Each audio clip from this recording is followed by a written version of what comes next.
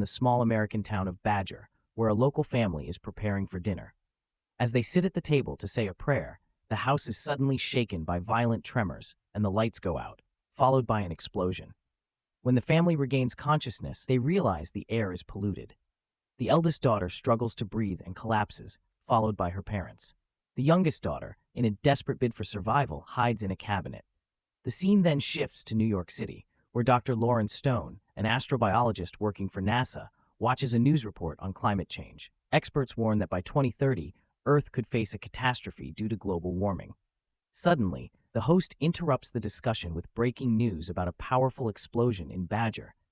The cause of the explosion remains unknown, but the correspondent reports that there are no survivors, and the town is now off-limits due to a toxic substance in the air. Lauren, troubled by memories of a childhood journey with her father, turns off the television and goes to take a bath. Soon, 2 military officers arrive at her home, instructing her to accompany them to investigate the incident. In Badger, Lauren reluctantly agrees to join the investigation and is taken to a military base where she meets Colonel Roger Emmer and astrobiologist David Santiago. Emmer explains that the explosion was caused by a meteorite the size of a baseball, which released a toxic gas upon impact. The meteorite dissolved into the soil afterward, leaving only a few fragments for geologists to recover. The colonel assigns Lauren and David to investigate the epicenter of the explosion and gather as much information as possible. During the drive to Badger, David chats about his family, but Lauren remains silent, staring indifferently out the window. When they arrive at the site, the researchers are disappointed to find nothing unusual in the crater. However, Lauren suddenly notices a red sprout emerging from the ground and feels an inexplicable connection to it. Initially, she considers taking it, but decides against it and doesn't inform the military about her discovery. Back home, Lauren becomes captivated by the photos of the mysterious plant and starts researching recent meteorite falls. She discovers a similar case recorded in 2013 in the Russian city of Chelyabinsk. Watching an interview with an eyewitness, Lauren learns that no one survived that explosion, and a mysterious plant grew at the impact site, destroying all life nearby. However, authorities quickly cut down the tree and evacuated residents of surrounding cities. Intrigued, Lauren searches for more information about the woman in the interview, only to find out that she was killed shortly after speaking out. It becomes clear that Russia is concealing something significant about the incident. In Chelyabinsk, Lauren, David, and other researchers observe the autopsy of Robert, the head of the family affected in Badger. Dr. Pello and Dr. Hurd make the first incision, only to be horrified as an unusual dark blue, shimmering fluid flows from Robert's body. Then, inexplicably, the fluid retreats back into the wound, and to everyone's shock, Robert suddenly sits up on the autopsy table, staring blankly ahead without reacting to the stunned scientists. Dr. Pello carefully examines him, finding no pulse and noting that his body is cold. She tries to explain to Robert that he has become a victim of a biological attack, but he remains silent. Chaos soon erupts in the hospital as staff members scream and flee the building. Lauren and her colleagues cautiously peek into the morgue, discovering that dozens more victims have risen from the dead. This incredible news quickly sparks public outrage. That evening, David suggests that Lauren join him for a drink to unwind after the stressful day, but she declines, preferring to be alone with her thoughts. The next day, it is revealed that out of the 1,300 residents of Badger, only 49 have risen.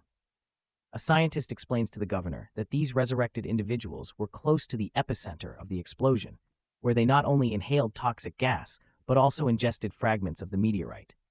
This caused a transformation of their internal organs, creating a new form of life within them.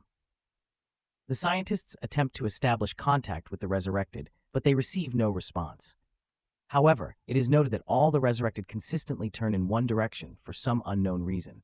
Meanwhile, Lauren informs Colonel Emmer about the similar incident in Russia, insisting that these events are connected and part of a larger plan. Emmer, however, dismisses her theory.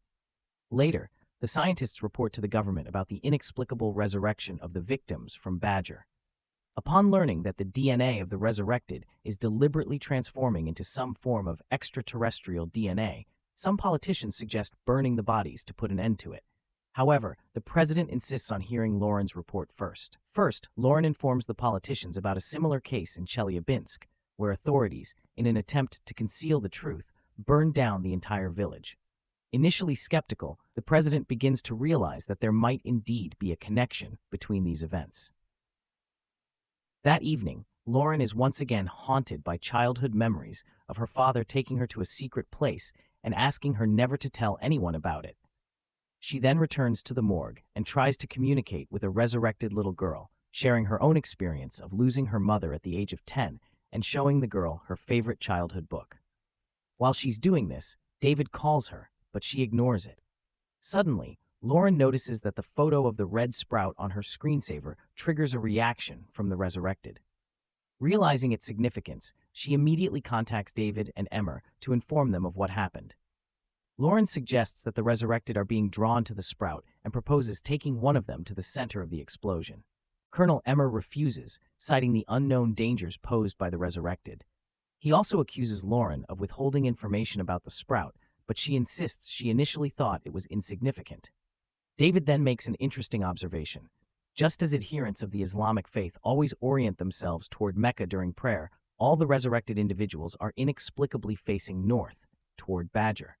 Their conversation is interrupted by a military officer, who reports that the mysterious plant has now become public knowledge. News outlets are reporting that a massive extraterrestrial entity with toxic properties has rapidly expanded at the incident site within just 2 days, creating its own atmosphere that is harmful to human life. Contrary to initial beliefs, it is now revealed that the object was not a meteorite, but an alien seed. Meanwhile, Lauren becomes mesmerized, unable to tear her eyes away from the image of the ominous plant. Colonel Emmer eventually agrees to bring Robert to Badger to gather more information about the incident. When the scientists arrive at the heavily guarded area, they are horrified by the sight of the plant, which has grown to unimaginable proportions. "So that's your seedling, huh?" Emmer remarks. Lauren and David cautiously examine the massive tree, but a colleague advises them not to become too attached, as the plan is to cut it down. They place the motionless Robert in front of the tree, and the scientists and military personnel speculate on whether the toxic atmosphere will affect him, concluding that it's unlikely. To Lauren's immense joy, Robert begins to show signs of life a few minutes later, opening his striking blue eyes and slowly standing up. He looks around and declares that he cannot return, as he can no longer survive in the human environment. Later, Lauren presents her theory at a press conference, suggesting that the aliens sent the seed to Earth to create an environment suitable for themselves. During her speech, a mysterious stranger watches the broadcast intently. The next day, Lauren receives an unexpected visit from her father. It's clear she's not thrilled to see him. As he enters, he reminisces about how Lauren wanted a laboratory as a child and how both she and her mother were concerned about her intense fascination with science and space. He admits that he regrets growing distant from her, but Lauren, visibly distressed, remains silent and he leaves. Later, preparations are made to establish contact with Robert. Emmer questions why Robert chose to communicate with Lauren out of all the scientists and why he refuses to speak to anyone else.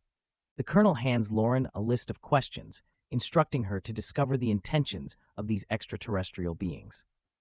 In his altered state, Robert reveals that their home planet is no longer habitable, forcing them to seek a new place to sustain life.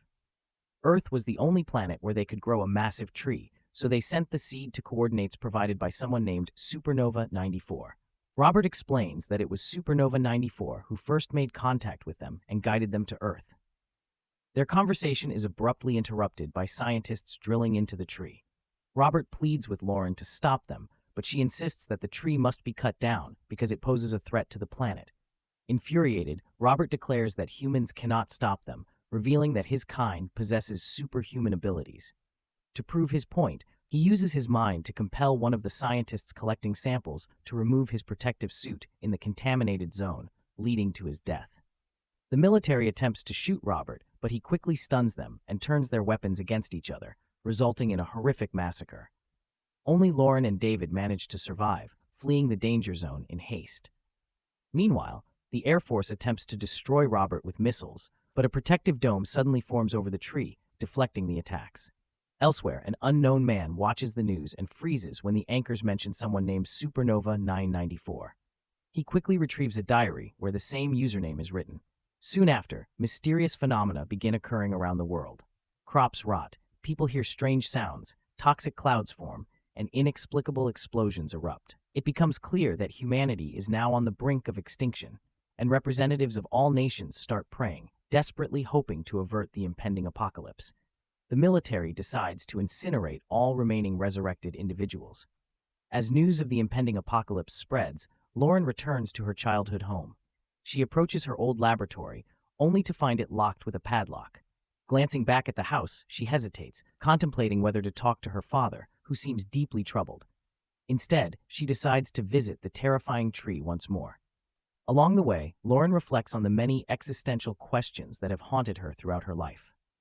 Despite the world nearing its end, she feels an inexplicable sense of relief, as if she's finally free from all suffering. She realizes that the truth she had always sought in the atmosphere is now within reach. Arriving at the site, Lauren dons a protective mask and approaches Robert, who remains near the tree. She notices that the plant has changed, and Robert explains that it's undergoing a necessary transformation, ominously stating that the time has come. He confesses that their only hope for survival was the red sprout that Lauren allowed to grow, making it clear that her actions enabled the aliens to take over Earth. He also reminds her of a day from her past, extending his hand as memories flash before her eyes.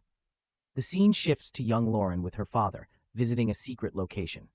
It's revealed that a UFO had been discovered in Alaska, and her father, a senator, had taken her to a base near the incident site. He asked her to wait in the corridor, but young Lauren, driven by curiosity, wandered into the restroom where she overheard a conversation about an extraterrestrial being, one that was powerful, hostile, and attempting to plant something on Earth. However, the atmosphere had prevented it from completing its task. In a twist of fate, young Lauren miraculously finds her way into the room housing the alien, which is confined within a capsule. Approaching it with fascination, she reaches out to touch the glass, and something inexplicable happens. Her DNA undergoes a transformation, leading to her eventual metamorphosis into a being that is half alien and half human.